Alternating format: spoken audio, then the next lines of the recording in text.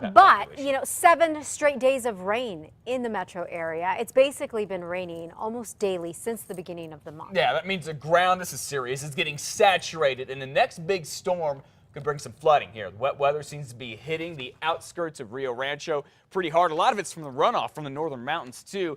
This is where Northern Boulevard was washed out. Oh, that was a nice car. Was a nice Mustang. And here in Albuquerque, some parts of the city got hit with an inch of rain, I'm told, from meteorologist Cassandra Crimmy. But there hasn't been any major flooding, thank goodness. The Flood Control Authority says crews are checking channels yesterday, pulling out debris to try to prevent problems before they pop up. But it does allow the next runoff or the next rain event to run off a little faster. So that is a little bit of a concern, but it's not a big concern for everyone. All right, so, you know, we're about halfway through the month of July. We've already gotten about 3/4 of the rain Albuquerque typically gets in the whole month. Some good news there.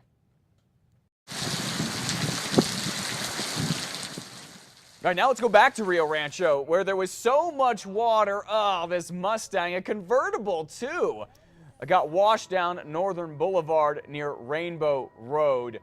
Oh, man, the driver got out just as the water rushed in, we are told. Plus, take a look at this. Big chunks of asphalt were also crumbling and falling off of that area. It's where the road runs through an arroyo. Neighbors say this is the second time this has happened in just 6 months. If this is going to keep happening with each rain that goes down, something needs to be done about this as soon as possible. I know Sal. I hate to see that's happened to him. All right, neighbors want the county to raise the road, but the county says there's no money to do that right now. All right, in some other news this morning, Santa Fe wants to add 100 more cameras to its video surveillance program.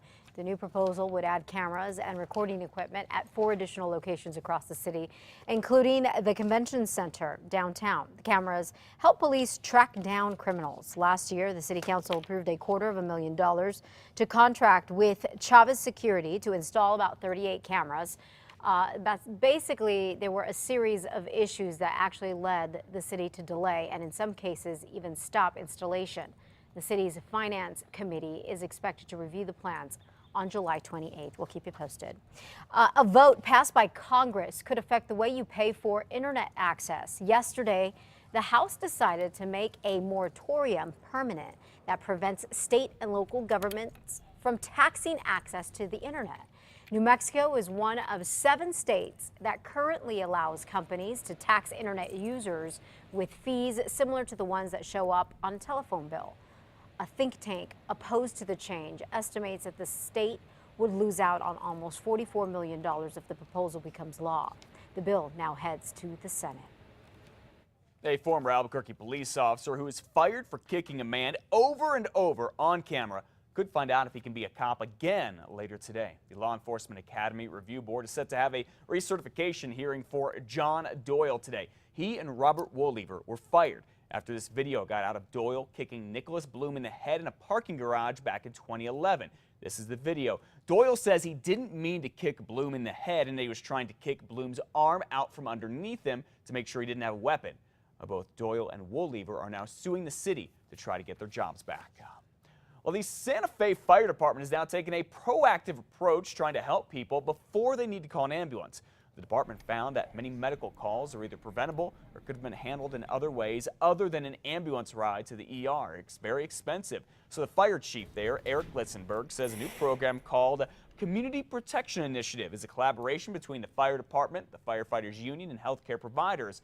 So now firefighters will be making home visits to people who call 911 4 or more times in a year. Most of them are elderly or they have serious health issues.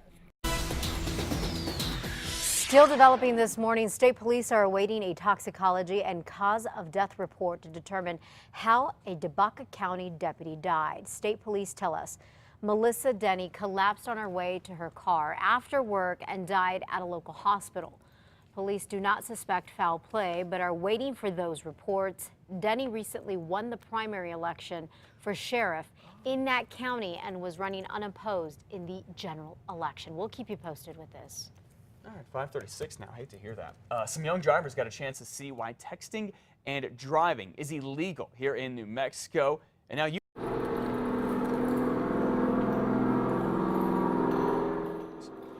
This is a texting and driving simulator. AT&T has taken the machines all across the country as part of its It Can Wait tour. Yesterday, it stopped at the Santa Fe Boys and Girls Club, where teens got to test it out. This is pretty cool stuff. A lot of the kids, we've asked them if they text and drive, and a majority of them, they do.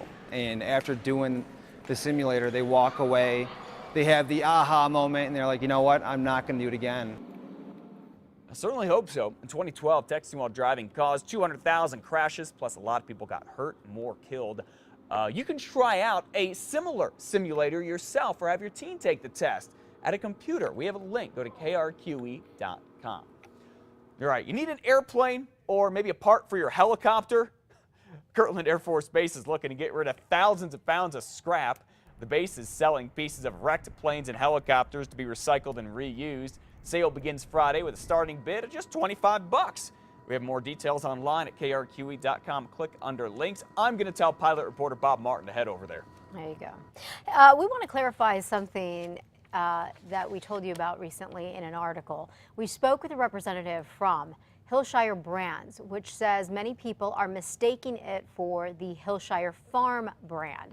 They say the article from Consumerists meant Hillshire Brands company may change because of a recent buyout from Tyson Foods, but their brand is not changing or going away. Wouldn't mind a little Hillshire brand breakfast sausage right now. You always hear that gas prices in New Mexico are usually the lowest in the country. You ever wonder why? Well, this might clear it up for you. It's actually really interesting. Take a look at this map. It's from IJReview.com. It shows a big chunk of the cost of gas goes to taxes, state and federal. The federal excise tax is 18.4% per gallon. And the rest of the taxes are particular to each state. They vary greatly all around the country. And of course, take a look at this. New Mexico and some of our neighbors, Texas and Oklahoma, where gas is cheap, have some of the lowest gas tax in the whole country. And I think the experts are saying right now that the gas prices may have peaked for the summer.